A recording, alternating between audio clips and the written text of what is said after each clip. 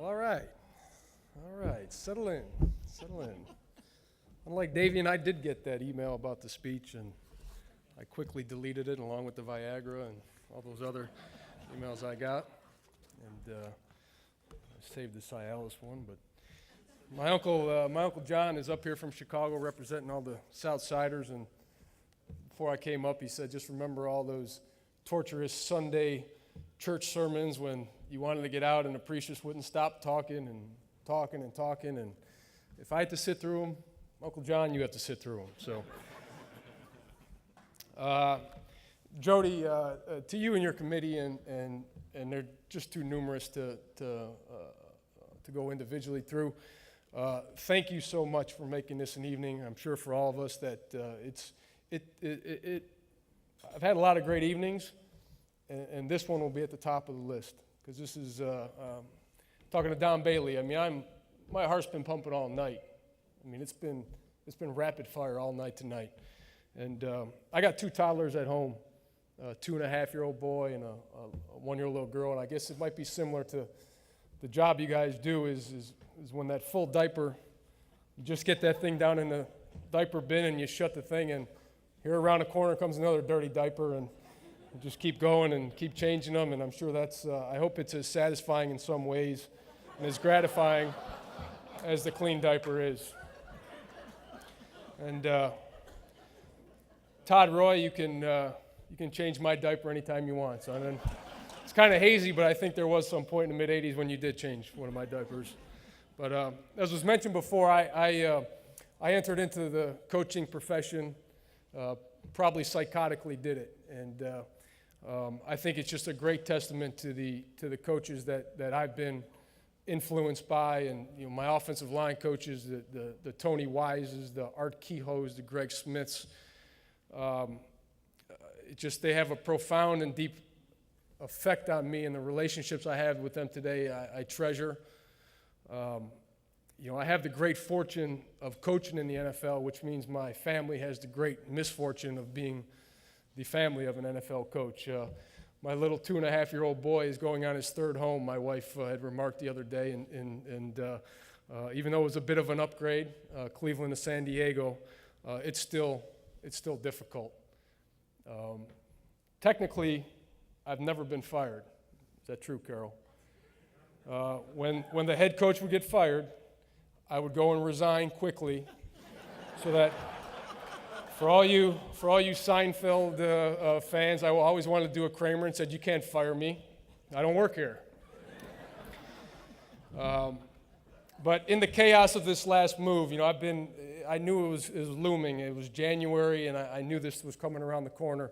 And my wife and I, with the kids and the trying to interview for jobs and trying to get jobs, and we finally decided on one Sunday evening, we were just like, we need just one night to just lay in the bed together and watch TV like we used to. And I remember like the whole day we were focused on, we saw the Academy Awards were on that Sunday night. And I'm like, this is great. I can sit and I can watch all of these wackos who spent their whole life waiting to give an acceptance speech. And all I'd have to do is if they mentioned Scorsese or Spielberg, I just would throw in Coach Johnson or Coach Erickson, and if Antonio Banderas, I'd put in Doc Uribe,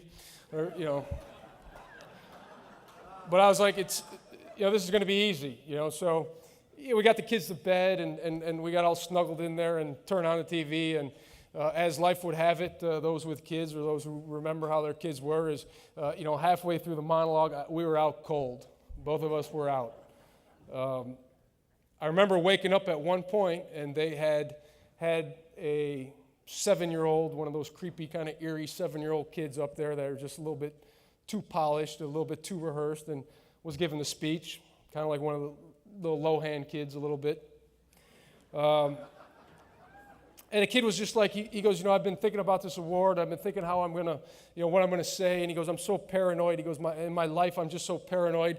I'm thinking, this kid's 7 years old. And, how are you paranoid at 7? I mean, what's the next 70 years going to be for you? But he's like, it's overwhelming to me that all of this, all the people I'd have to thank for my career and all of these, all the people that have guided me and done all this. And I was just thinking to myself, wow, this kid is whacked. He's a wacky kid.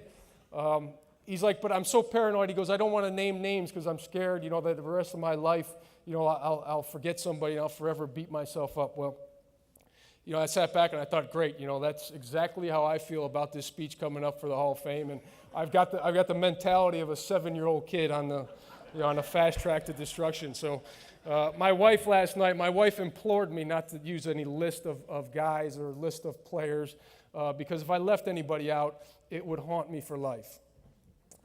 But there is a short list that I have to go to. My ex-teammates,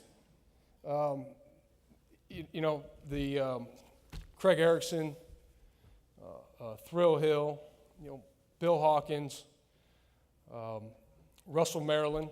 Guys, as I looked through this program, did nobody feel the need to tell me that the unibrow and the mullet would not travel well through the decades? I figure that was probably the biggest joke of them all. But last week I got a call, and I'm moving quickly, Uncle John, so relax.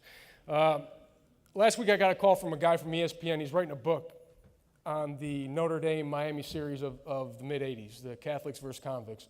And he spoke, that's right.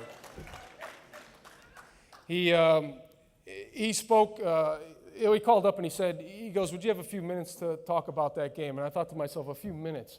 Both my parents emigrated from Ireland. I grew up in Chicago. I played in the Catholic League. My father got calls from Ireland from relatives when my brother spurned them at the last second to play at Ohio State. Relatives in Ireland called and asked if he was losing grip with the family and how that happened. And I thought to myself, I can give you hours of stories and thoughts about the Notre Dame Miami game and how special it was.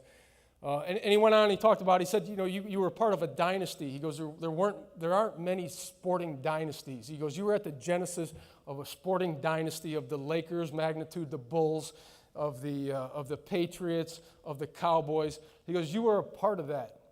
He goes, the teamwork you guys showed, the intimidation, the hard work, the fans, the Orange Bowl. And I think to myself, I'm like, is this guy going to ask me a question? Or why don't you just write this in the book? But he just kept going on and on because he grew up with this game. He was younger. He said he would, before the days when there was Tuesday, Wednesday, Thursday night games on TV at college and every, 15 games a weekend. He goes, I used to wait to watch that game every year. He goes, you guys, I love to hate you guys. And I thought to myself, it just finally hit me, really, when he was talking about how special this place was. And he really didn't ask me any questions. He just pretty much